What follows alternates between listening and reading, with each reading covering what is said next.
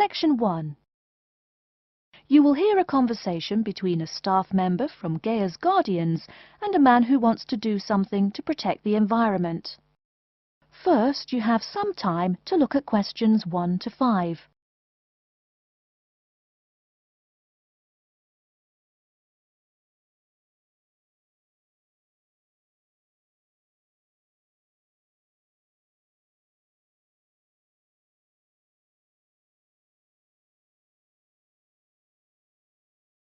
You will see that there is an example which has been done for you. On this occasion only, the conversation relating to this will be played first. Hello, how may I help you? Well, I've been seeing these yellow boxes in front of a lot of houses in my neighborhood. Just wondered what they were for. I noticed your phone number on all of them, so I called. Could you tell me about your business? We do recycling, but we're not a business. Gaia's Guardians is a non-profit group. We encourage recycling as a way of protecting the environment. The woman says that they encourage recycling as a way of protecting the environment. So, recycling has been written in the space.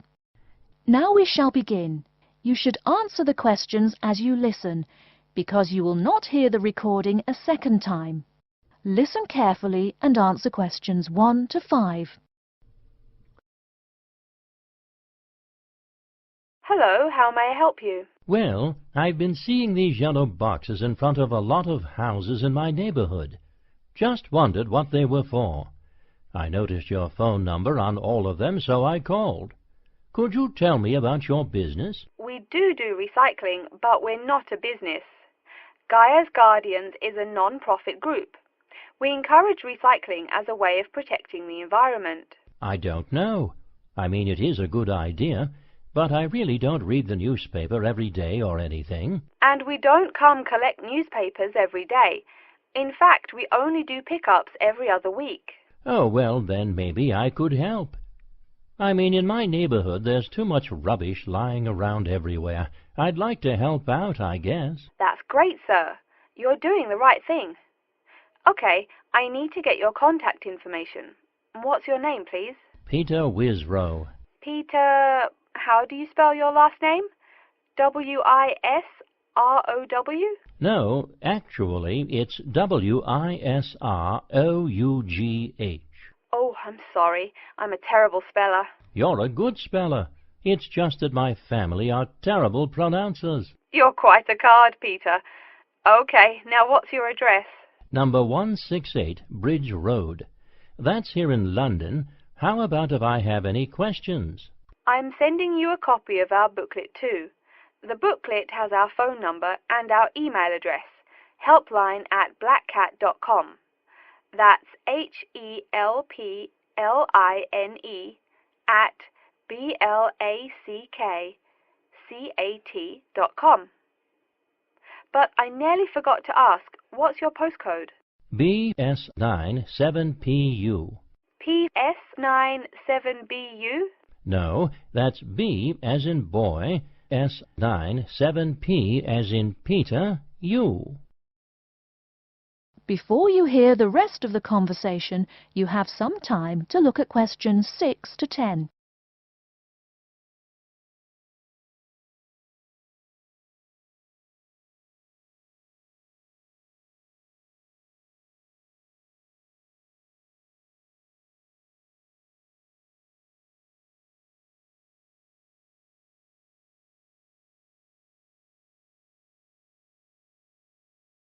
Now listen and answer questions 6 to 10.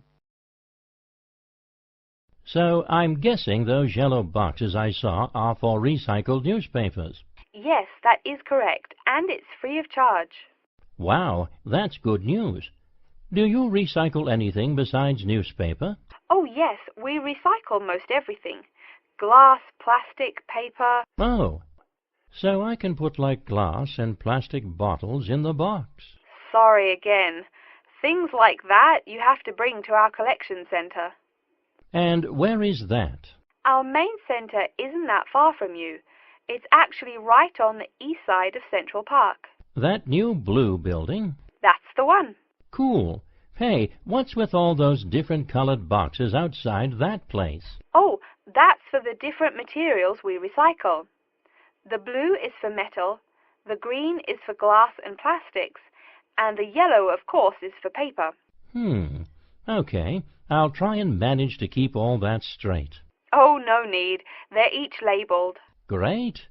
So which one would I put magazines in? Actually, they don't go in any of the bins. Unfortunately, magazines can't be recycled because of the material they're made of. It's such a waste. So, would you be interested in volunteering? I'll think about it. Could you send me some more info? Absolutely. Along with the newspaper box, I'll be sending you our booklet, Savvy. That is SAVVY. It tells you about what you can do to protect the environment in your daily life. Plus, it lists things you can do as a volunteer with our group. Hey, that's cool. Thanks. My pleasure. Do you have any other questions or concerns? Nope, that's it. That is the end of section 1. You now have half a minute to check your answers.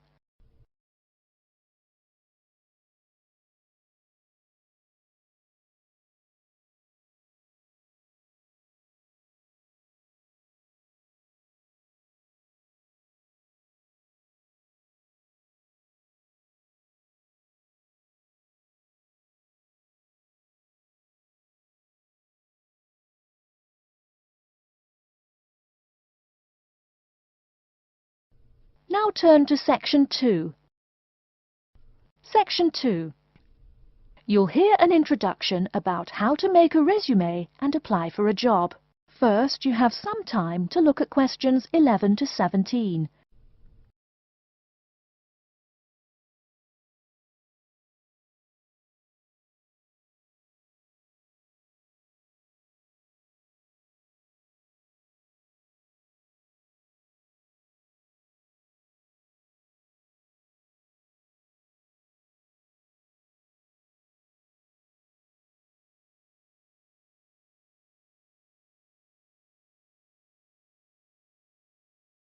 Now, listen carefully and answer questions 11 to 17.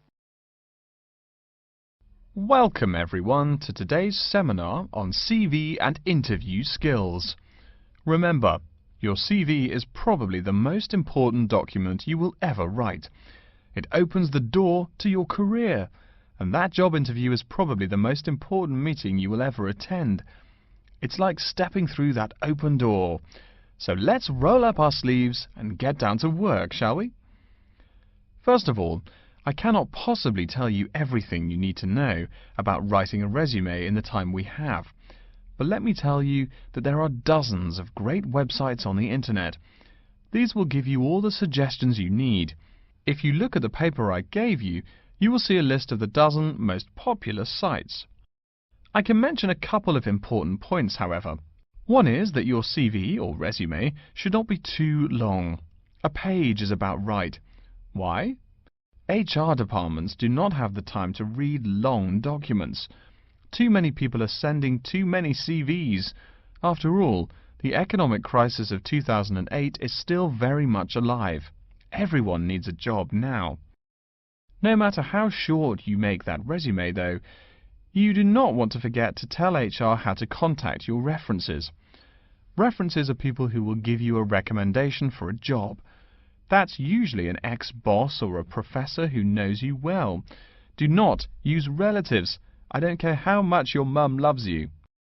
Also, when you send that CV, be sure to include a typed cover letter.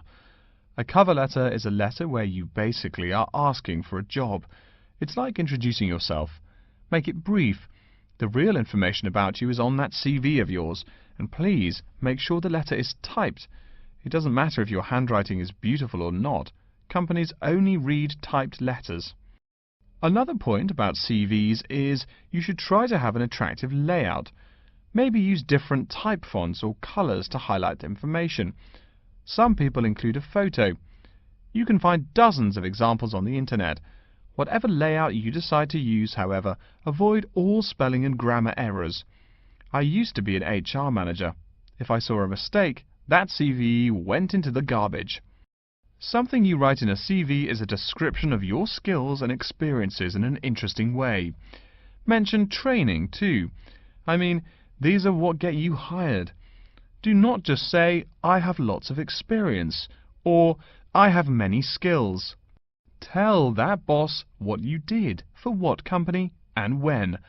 Better, tell him how well you did it. Don't just say, I sold houses. Say, I sold £2 million worth of houses in my first year. That is, say something to make the person reading excited and curious. Finally, speaking of CVs, it's sad, but some people actually forget to provide a contact number. That's pretty silly. You wrote a great CV, you have HR dying to meet you, and they don't know how. You forgot your phone number. Oh sure, if you apply online they have your email address, but you just showed them you're forgetful. Why are they going to want to talk to you after that? Before you hear the rest of the talk, you have some time to look at questions 18 to 20.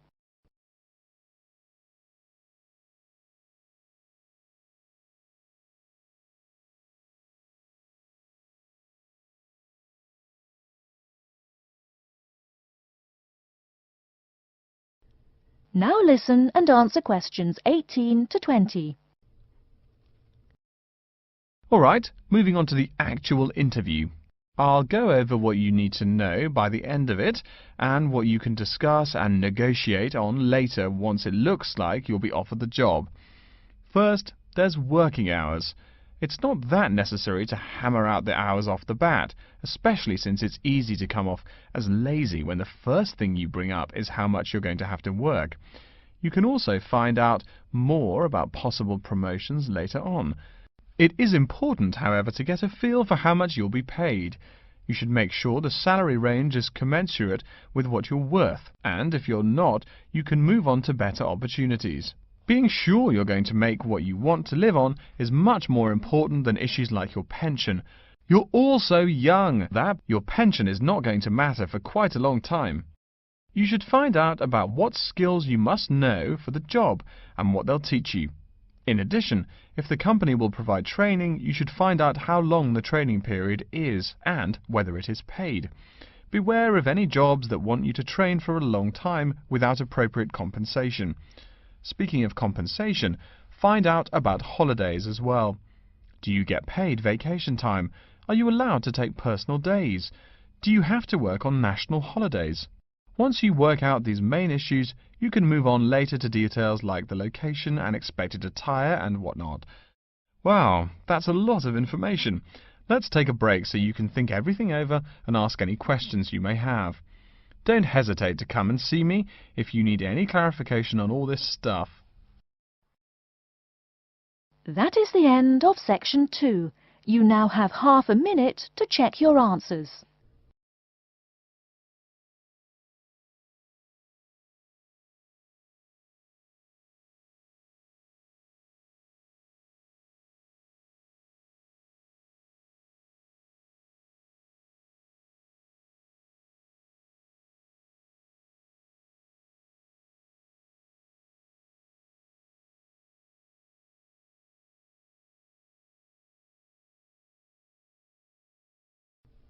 Now turn to section 3.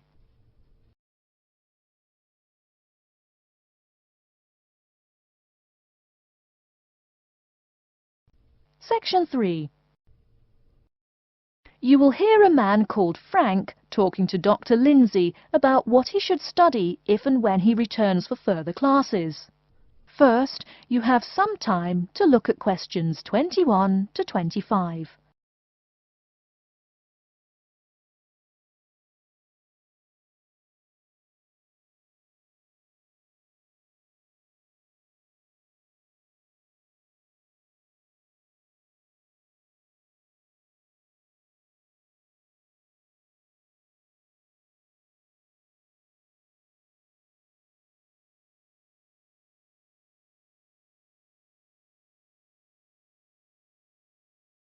Now listen carefully and answer questions 21 to 25.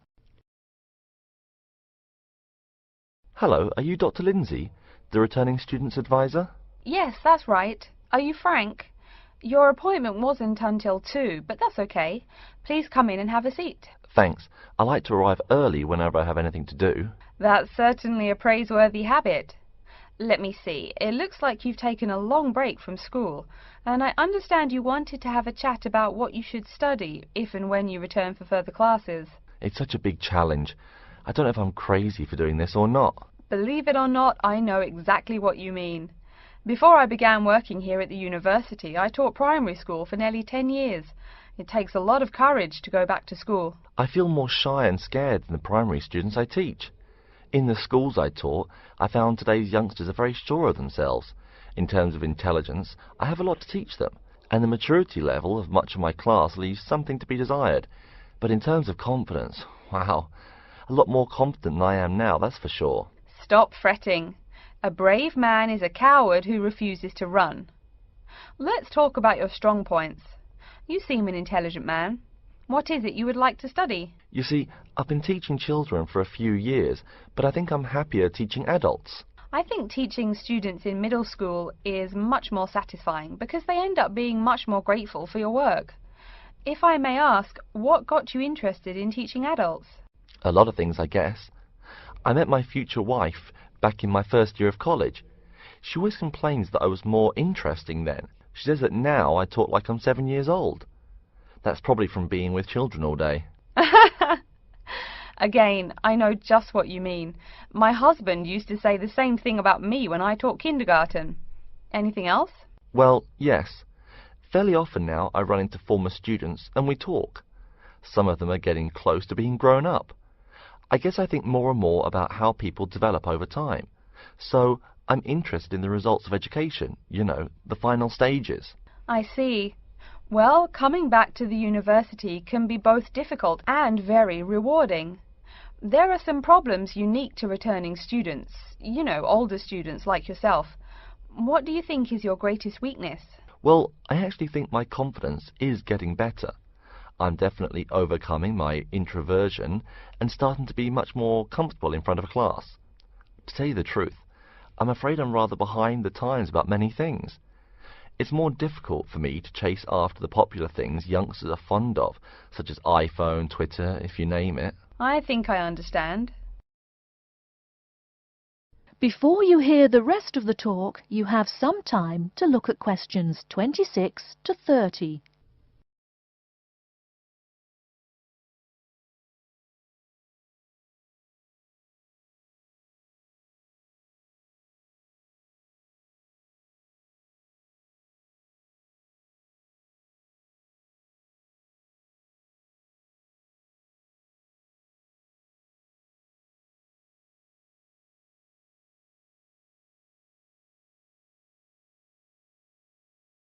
Now listen and answer questions 26 to 30.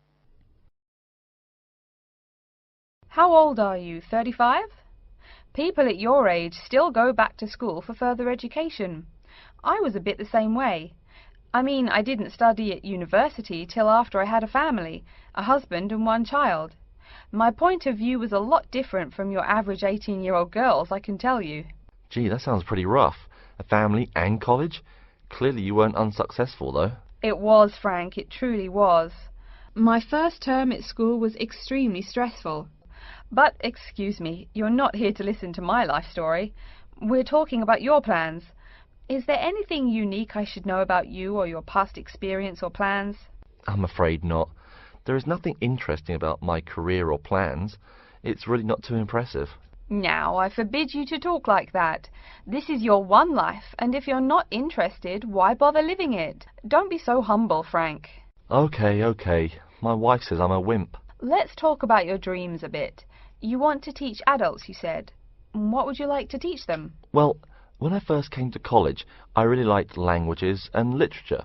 A lot of people have told me that for practical reasons, it would be more rewarding to choose business management as my major. But I made up my mind to study liberal arts once I got the idea of going back to school. I must say it's refreshing to meet someone who knows there's more to an education than computers and finance. Let's have a look at the university course catalogue. Excuse me, Dr. Lindsay, before we do that, could I maybe ask you some questions about changes in university life? I think I need to discuss that so I know what to expect. Of course, I'm here to help you. The biggest thing to get used to is the change in technology. Professors present things on huge screens, many of which are interactive computerized whiteboards. You can write on them still and use them like a touchscreen. They're really handy. No more sloppy scribbled notes on the projector. Let's see, I doubt you'll be living in student housing, so I won't go into all the improvements there. Another major change that you'll enjoy is the plethora of resources available for students. As a student, you have 24-hour access to the gym and library privileges that include the use of school computers to scan, copy and print, and of course the media library, which contains movies from all genres and most of the movies listed on AFI's top 100 movies of all time. The dining facilities are also not what they used to be. They offer choices for all diets, and you can expect a hot meal any time of day. Wow, things really have changed. I'll be sure to utilize all those great facilities in my time here. Thanks for all your help, Dr. Lindsay. I think that's all the questions I have for now. That is the end of section 3. You now have half a minute to check your answers.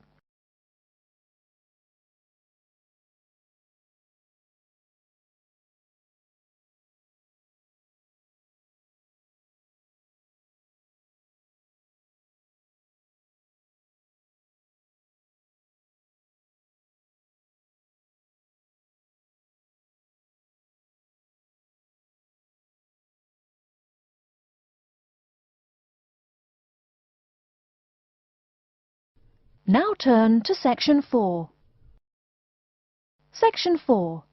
You will hear an introduction about the curriculum and facilities of Wassamata University. First, you have some time to look at questions 31 to 40.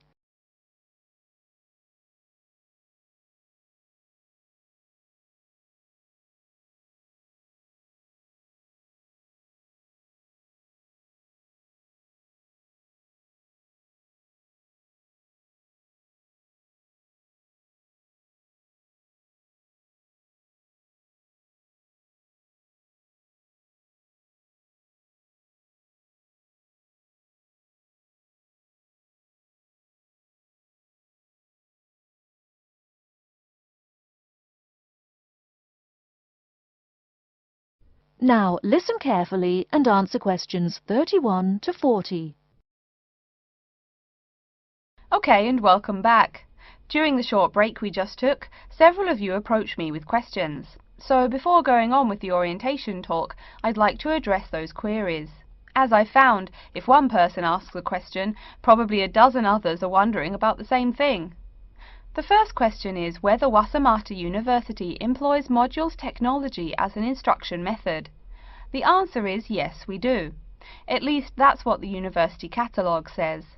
If some of you don't understand what modules technology is, don't worry. I googled the word but couldn't find it. Apparently though, it's a method of broadband wireless access. At least that's what an American company's website told me. But again, don't worry. If you need to know something more, your professor can tell you. Another question someone asked me was what tomorrow's workshop on research methods and skills was about. Well, research skills include any method you can imagine for finding and presenting any information you need. That's not just schoolwork either. Writing English, the native language for most of you, and finding a job are also research skills. And yes, those will be addressed in tomorrow's workshop.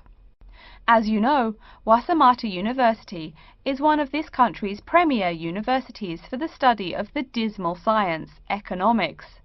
Some of you, it seems, want to get a jump on their classmates. During the break, half a dozen of you came up and asked me where to find economics tomes. I know it's odd, but this school's library holdings are divided up between two libraries. Economics books are in the old library. If you look out of the window behind me, you can see it. It's the red brick building. Oh, before I forget, You economics types also need a lot of math, am I right? Well, those math books are neither in the old library nor in the new one. They can be found in the math department building. Why am I telling you this? Doesn't the invisible hand guide economists? Maybe it's good you asked. In 2008, that hand shoved most of the world economy off a cliff, didn't it? Now, I realize that most of you couldn't bring a computer printer or a photocopier from home. So I'm sure you're already wondering where you can copy things like term papers, internet articles, and things like that. I have some good news and some bad news. The good news is that there are a number of places you can make copies. These include both libraries and the Student Union building. Now the bad news. I'm sorry to say, most classroom buildings and academic departments do not have copiers students can use. So most of the large buildings you see around campus do not have copiers for students. The copiers there are reserved for professors and office staff. Oh yes, I nearly forgot to tell you. If you need to have printing done, all the copiers available to students are laser printers. Plus, for your convenience, you can pay using prepaid cards. You can get those in the Student Union building. That just covers the questions put to me. If you have more, please see me during the next break at 2:15. Right now, though, I'd like to start to give you a rundown on the various facilities here on campus. That way you won't get lost so easily in the weeks to come. I've been told that this year's incoming class features a large number of married students and parents. So you must be wondering where to put the baby while you're in class. Okay, right now we're in the Student Union building, right? Remember the big doors in front where you all came in? If you go out of the building, you can see the nursery is just on the other side of this building. It's only about 20 meters away. Convenient, eh? Next, we're all from different places around the country. Some of you are from other countries. That means we're pretty likely to get sick during the first months of school as we expose each other to many new viruses. So where's the doctor? Of course, you need to find the Medical Services Centre, which is on the right as you leave the building. Remember, that's the second building on the right. And if you look out of that window, you can see a lot of antenna and satellite dishes on the roof. So that's what we call the Media Centre.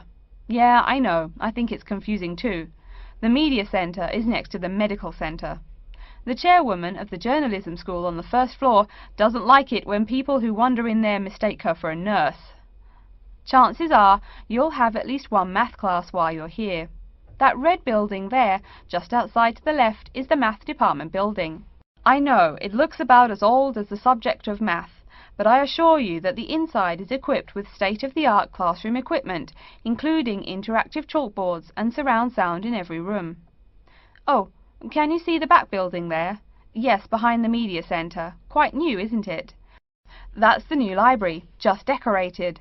They're back to back, you might say. If you look just to the left of it at the lower, older-looking building, you'll find the old library. It's nice and quiet, perfect for those marathon study sessions during exam week. Since the weather is so nice, why don't we stop looking at our maps, but go for a walk around the campus? That is the end of section 4. You now have half a minute to check your answers.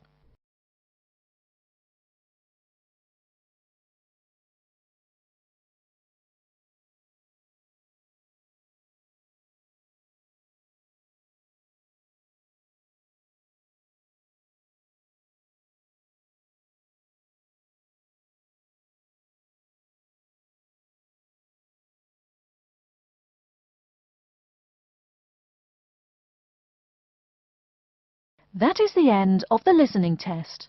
In the Ielts test, you will now have 10 minutes to transfer your answers to an answer sheet.